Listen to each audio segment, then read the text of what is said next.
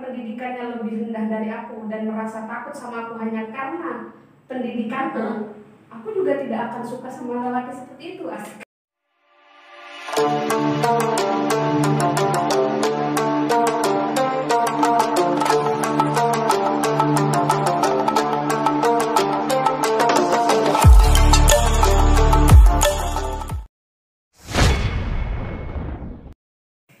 Halo semuanya, Assalamualaikum warahmatullahi wabarakatuh. Kembali lagi di Bisa Bincang-Bincang Santai.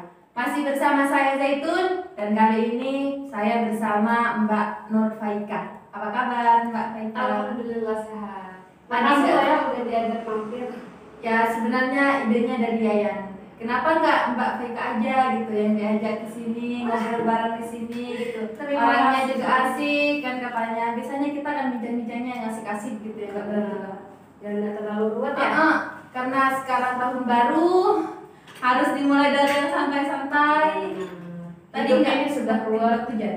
Enggak sih, alhamdulillah hujan gerimis aja tapi enggak serius banget. Jadi masih bisa ditembus. Sebenarnya aku deg-degan sih. Iya, kenapa? Karena di samping aku orang hebat, Ya, luar amin. biasa. Doa ya. Iya, saya yang masih proses pembelajaran, masih mencari jati diri. Deg-degan banget, Pak. Makasih banyak itu didoain. Iya, amin. Amin ya. Tapi kemarin kan kita sempat nongkrong sebentar gitu di warung. Pas aku ketemu Mbak gitu yang ngobrol-ngobrol, dalam diri aku tuh bilang gini, bisa nggak ya aku seperti orang ini gitu. Makanya kemarin aku diam aja gitu, merhatiin Mbak bicara. Sebenarnya bukan nggak ada yang mau dibicarain, cuman dalam diri, bisa nggak ya aku seperti orang ini gitu. Bisa nggak ya aku sebagai perempuan gitu seperti orang ini gitu. Kuliahnya di mana kemarin? Aku kuliahnya di UIN Sunan Ampel, Surabaya, Ya, S1-nya. Terus break dulu, Iya. balik dulu ke rumah, meyakinkan orang tua untuk lanjut S2 itu nggak mudah. Jadi aku butuh waktu 1,5 tahun untuk bilang bahwa Pak, Ika pengen sekolah S2, Bu, Ika mau lanjut ini. Itu lama, nggak 1-2 kali izin ya.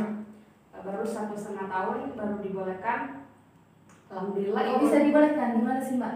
Siapa tahu aku bisa nanti bisa menjadi referensi aku lanjut S2 lagi gitu. Oke. Jadi kalau yang aku pribadi tekankan ke diriku bahwa untuk melakukan perubahan atau untuk kita mewujudkan apa yang kita mau, kita nggak boleh frontal benar-benar langsung kita patahkan apa yang sudah menjadi kebiasaan di sini, tradisi di sini. Ya kan kita tahu akibat budaya patriarki kita yang sangat mengakar, akhirnya perempuan seakan-akan ketika sekolah tinggi, sekolah kedua itu kayak apa sih pentingnya gitu. Ya, dan nanti itu juga akan balik lagi ke dapur gitu ya. Nah, jadi untuk mengubah itu aku nggak mikirnya aku harus sok hero banget bilang oh itu nggak benar, itu salah, itu enggak. Jadi ngomongnya pelan-pelan aja gitu. Yang aku bentuk kesadaran bagaimana aku bisa menyalurkan apa yang aku tahu itu ke keluargaku ya, khususnya biar itu membentuk kesadaran mereka bahwa oh iya ya ternyata memang penting begini gitu, penting begini ya. Jadi mereka juga nggak nolak aku dan nggak membenci, tidak menyalahkan. Akhirnya pelan-pelan bisa menerima dan itu buat aku goalsnya. Selama 1,5 tahun. Iya. Perjuangannya selama 1,5 tahun loh. Luar biasa banget perempuan yang satu ini. Terima kasih. Kemarin MA-nya di Anukoya ya? Iya, MA-nya di Anukoya 3 tahun ya. Sebetulnya kalau ingat sekarang kayak pengen lebih lama dari itu di pondok ya? Iya, karena Anukoya itu yang secara tidak langsung kayak benar-benar membuka segala hal di dalam diri aku, entah dari sisi pertemanan, dari mental, wawasan dan lain-lain. Sepertinya ya, secara tidak aku sadari kayaknya terbentuk di masa-masa itu gitu. Dan bersyukur banget bisa menjadi bagian dari Anukoya. Iya, kebanyakan alumni Nakoya itu wow gitu seperti Mbak Nurfaika. Cari aku apa ya? Enggak, bukan dicari. Salah satunya ini Mbak Nurfaika gitu bentukannya gini loh, wanita hebat yang kemarin sempat dijadikan perbincangan oleh tim podcast. Mbak Nurfaika dong gitu. Di Surabaya ngekos ya kemarin? Aku itu di Surabaya pernah ngekos 1 bulan. 1 bulan terus. Tapi memang kebetulan temen kan di kos itu berdua ya. Kebetulan temenku itu suka apa ya, banyak aktivitas di luar. Waktu itu masih maba, jadi masih belum terlalu banyak teman yang di luar gitu. Jadinya lebih banyak di kos dan itu bikin stres. Iya. Aku orangnya nggak bisa sendiri banget. Sendiri di kamar nggak bisa banget. Jadi kayak butuh teman. Akhirnya balik lagi ke asrama. Sebetulnya di awal kuliah, di awal ke Surabaya itu asrama dulu, pondok ya, pondok dulu. Habis itu karena satu dan lain hal, untuk lebih leluasa juga ikut segala macamnya. Karena kalau pondok kan kayak jam 10 harus balik. Iya, ada aturan tersendiri gitu. Pagi juga ada ngaji juga kan. Sementara kita itu di UIN untuk semester 1 dan 2 itu ada namanya program intensif bahasa Arab sama bahasa Inggris. Jadi wajib itu. Kita masuk jam 6. Belum lagi misal di pondok kan antri kamar mandi dan lain-lain gitu. Penuh dengan antrian. Benar. Jadinya pindah dulu nyoba ngekos, tapi dibolehin sama orang rumah gitu. Ngekos. Sebetulnya kurang didukung. Iya, sebetulnya kurang didukung, tapi ya itu tadi tugasku kayak meyakinkan lagi, benar, meyakinkan Pak gini loh, kalau di pondok begini. Terus seandainya bisa ngekos mungkin jika bisa begini gitu. Akhirnya coba dulu, tapi ternyata mungkin karena doa beliau juga ya, akhirnya bener-bener nggak kerasan ngekos, balik lagi ke akhirnya asrama. Ya, sampai S2 di asrama gitu. Iya, tapi di pondok yang berbeda ya. Dan itu buat aku menjadi apa ya?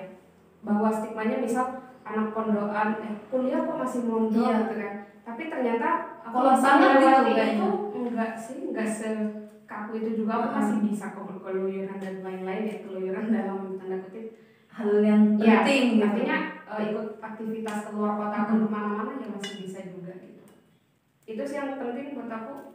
Kalau pondok lebih rame, guyup ya. Aku lebih suka itu. Keramaian ya. Kalau aku lebih ke nggak suka keramaian. Gitu. Soalnya ketika ramai itu kayak pusing, banyak hal yang banyak orang yang melihat aku, juga banyak orang yang aku lihat buat aku pusing gitu. Kebalik ya. Aku nggak bisa sendiri tuh. Sehari nggak bisa bayangin sehari sendiri. Misal gadgetan, laptopan nggak bisa. Bosan ya. Harus orang ya, harus ada orang. Mbak Nurfaika ini termasuk juga aktivis Gusdurian ya. Oh iya. Di Surabaya? Ya, awalnya di Surabaya. Karena memang studi kan, di situ. Jadi berprosesnya di Gusdurian Surabaya. Tapi tahun kemarin 2020 lulus, balik ke Sumenep. Ya otomatis sama teman-teman Sumenep kan sudah nyambung juga ya, sama mereka yang di Sumenep sekarang. Berarti sampai sekarang masih menjadi aktivis Gusdurian? Ya. Kemarin Haul Gusdurian ya. Haul Gusdur, alhamdulillah. Jadi bulan Desember sampai Januari di beberapa kota di semua daerah yang ada komunitas Gusdurian itu kita bikin acara haul. Gini Mbak, sebagai perempuan desa gitu ya, yang dari kecil kita mendidik perempuan harus gini, segala macam gitu. Kita kan mikirnya, oh berarti perempuan yang harus di rumah aja, duduk di sini. Nah terus Mbak Faika sendiri kan ada di luar, kehidupan di luar itu seperti apa sih Mbak? Jadi dimulai dari kondisi di sini dulu misalnya. Aku alhamdulillahnya dari kecil hidup di lingkungan keluarga yang menurut aku tidak terlalu saklek seperti itu. Bisa dibilang 1 atau 2 rumah depan, kanan, kiri, belakang itu saklek, tapi khusus di keluarga aku tidak merasa begitu gitu. Alhamdulillah bapakku fun banget gitu. Aku tahu musik dari bapak, aku tahu bapak itu Scorpion itu tahu dari bapak, tahu banyak musisi itu dari bapak. Artinya aku mendapatkan suasana keluarga yang menurut aku fun, sehingga itu tidak membuat psikisku sebagai perempuan mengalami tekanan gitu ya selama aku kecil misalnya. Dan bapak juga tidak pernah yang membatasi, misal kamu harus gini-gini, enggak juga sih. Meskipun ya tidak semodern orang tua zaman sekarang ya, tapi bapakku juga enggak terlalu saklek gitu. Jadi kalau di keluarga itu bapak itu menanamkan kesalingan, relasi kesalingan dalam keluarga itu sudah aku lihat gitu ya. Enggak, maksudnya kesalingan artinya peran atau tugas di keluarga yang itu bisa ditanggung berdua. Kadang kala bapak yang masak, ibu yang beres-beres rumah misalnya. Jadi pertukaran peran seperti itu sudah aku lihat dari kecil. Nah gitu. Jadi aku tidak terlalu melihat itu ya, melihat kesenjangan itu pas aku kecil. Nah, sehingga sekitar sendiri gimana sih responnya ketika melihat Nurfaika S2? Pasti kan pasti sekolah gini segala macam gitu. Iya. Jangankan dari tetangga ya, dari kita kan punya, selain keluarga ini ada keluarga besar. Nah, salah satu dari keluarga besar itu juga nanti kalau sekolah S2 mau jadi apa? Enggak gitu. Nanti cowok-cowok makin takut untuk loh. Di pikiran waktu itu maksudnya ketika kita anggaplah di level segini ya bagus dong kalau yang segini takut sama aku. Maksudnya ibaratnya kan kita kan di atasnya gitu, dilihat oleh orang yang juga mengerti soal pendidikan misalnya ya. Artinya nggak akan bikin orang takut. Dan sebaliknya, kalau ada orang yang pendidikannya lebih rendah dari aku dan merasa takut sama aku hanya karena pendidikanku, aku juga tidak akan suka sama lelaki seperti itu. Asik. Benar. Maksudnya laki-laki itu jangan merasa minder gitu lebih ya, rendah dan merasa minder hanya karena pilihannya untuk berpendidikan itu tidak setinggi kita misal. Karena itu pilihan ya. Ada teman-temanku juga yang tidak melanjutkan S2 bukan karena tidak mampu, mereka pintar, tapi memang tidak mau tidak concern di pendidikan misalnya. Itu menurutku nggak apa-apa sih, nggak harus bikin mereka minder juga. Jadi aku sama sekali nggak takut S2, nggak ada yang enggak, itu nggak masuk pikiran banget sih. Tapi kebanyakan juga kan yang kuliah juga ya biasa-biasa aja gitu. Ada yang nggak sampai S2 wow banget gitu kan. Ya kadang memang insecure sih kalau dihadapkan sama pasangan kita misalnya pendidikannya lebih tinggi. Itu menurut aku sendiri gitu ya, aku insecure banget gitu. Wah dia gini, aku kayaknya mungkin gak ya teman-temannya dia ngetawain aku yang kayak gini gitu. Pasti berpikir seperti itu Mbak, apalagi perempuan pendidikannya sampai S2, wow banget gitu, aktivitasnya di mana-mana. Terus cowoknya yang biasa aja gitu, meskipun pemikirannya wow gitu, tapi bisa dibilang gitu ya pendidikannya baru S1 gitu. Pastinya di situ ada insecure gitu. Di antara perasaan-perasaan orang-orang di luar sana yang ngejar Mbak Ika, dikejar kan biasanya gitu, cowok-cowok kan yang suka mengejar cewek. Nah itu lagi ya sebetulnya teman-teman cowok yang begitu dengan kesadaran yang sudah adil gender misalnya, itu akan bisa berterima gitu. Dia sendiri bisa menerima misalnya pasangannya lebih tinggi. Tapi kadang ya yang seperti Adit bilang bahwa konstruk sosial nanti di masyarakatnya, di lingkungannya yang akan membicarakan dia gitu. Pasti jadi ini tetangga gitu. Istrimu sampai S2 kok kamu masih S1, istrimu kerja ini kok kamu enggak gitu kan.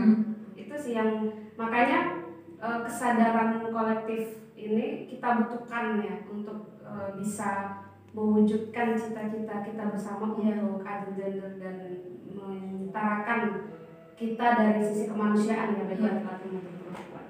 Di sini kan masih jarang orang-orang yang berpikiran seperti Mbak Ika gitu. Ya, mungkin udah banyak ya, cuma menurutku perlu tetap terus digalakkan ya. Dengan kita ngopi, diskusi itu buat aku bisa dengan tidak langsung membentuk kesadaran itu gitu.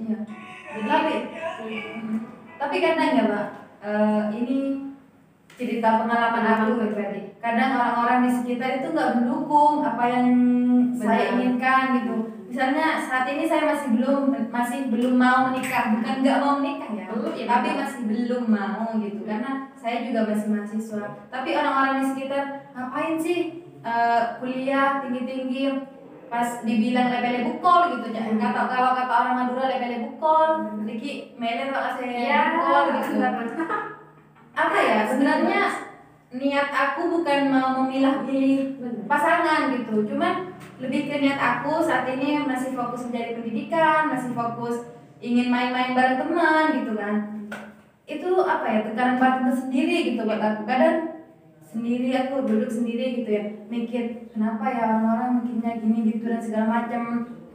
Apalagi saya juga sering keluar kan ya, pasti mikirnya mereka jalan kok kabaran, iya dikit tak kira ndek kabelan orang tua gitu. Pernah nggak sih merasakan tekanan batin sedemikian? Oh pernah, saya tidak semalaikat itu, saya masih manusia. Masih manusia. Ya, bener yang kadang juga sambat gitu ya dengan kondisi sekitar yang kayak menyudutkan pilihan kita ya, kita memilih untuk begini, tapi kayaknya di mata orang salah gitu aja. Ya syaratnya sih kalau aku, selama memang kita tidak di luar koridor ya kita kalau mau dengerin orang capek. Kita ya kan kita sering dengar bahwa ya kita punya dua tangan untuk menutup telinga kita daripada dua tangan ini dipakai untuk menutup mulut orang kan nggak bisa. Ya udah, jadi selama kita benar ya udah sih hadapin aja. Dan makanya sekarang tuh banyak sekali gerakan woman support gitu, karena di luar kita kondisi-kondisi perempuan yang memang serentak itu masih menyedihkan itu gitu. Makanya soal kesetaraan gender, soal apa ya, cara pandang kita melihat perempuan itu sebagai makhluk yang utuh, bukan hanya sebagai objek seksual semata gitu, itu adalah tugas bersama gitu. Kita dari satu warkop ke warkop lain, dari satu keluarga ke keluarga lain, berusaha membangun kesadaran itu gitu. Belum lagi kalau ada isu-isu pemerkosaan gitu ya, pastinya kan beda boleh saya perkosa gitu, pastinya sudutnya mereka itu menyalahkan si perempuan. Ciringan lakukan kawan gitu, sering keluar, sering pergaulannya sama laki-laki, pastinya mereka mikirnya gitu. Ditanyakan pakai baju apa, pasti kamu ada indikasi apa ya, memancing laki-laki, buaya gitu. Itu kan yang sampai hari ini kita terus perangi ya melalui platform-platform di media sosial, misalnya dia dengan guyup seperti ini juga ya, kita berusaha membangun kesadaran itu masyarakat ya. Iya, kalau di lingkungan aku sendiri sih jarang gitu ya Mbak, orang yang masih paham akan hal seperti itu. Sama aku jangankan yang apa ya, yang memilih untuk tidak menikah di usia sekarang, memilih untuk banyak banget pilihanku dari dulu yang kayaknya itu struggle banget, hasil perjuangan banget dari di rumahku itu, lingkunganku kebanyakan perempuannya itu sekolahnya di pendidikan salaf, jadi nggak sekolah formal. Jadi habis MI langsung mondok salaf, belasan tahun gitu. Gila, belasan tahun nanti ya pulang untuk berkeluarga bisa. Nah, untuk memilih keanukan saja karena itu adalah pondok formal, itu sudah melalui banyak serangan ya, benar, melalui banyak serangan gitu. Dan alhamdulillah aku dan keluargaku survive itu. Terus memilih untuk kuliah keluar pas S1 itu juga lagi hijrah. Pasti banyak mata-mata mulut yang gitu-gitu yang lain gitu. Habis itu lulus, ketika dari S1 sampai break S2 itu kan ngajar dulu ya, terus mau lanjut S2 diserang lagi, ngapain gitu kan. Habis S2 sampai sekarang udah berapa 1,5 tahun dan memilih untuk sendiri dulu dan beraktivitas dulu, menjomblo terus lah pokoknya. Iya, kalau sudah beranjak 20 tahun ke atas ini bahaya banget gitu ya. Sebenarnya bukan kita nggak ada pilihan, tapi kita masih mau lanjutin sekolah, belajarin itu kan ya. Bapak Ika sendiri kan masih ngajar sekarang ya? Ibu guru dong kalau Alhamdulillah. ngajar di Miftahul Ulum ya? Iya. Dulu sekolahnya di Miftahul Ulum kalau nggak salah. Iya, dari MI sampai UNES di Mentol. Berarti sekarang mengabdikan diri untuk lembaga tercinta gitu ya. Alhamdulillah. Semoga bisa melaksanakannya dengan baik.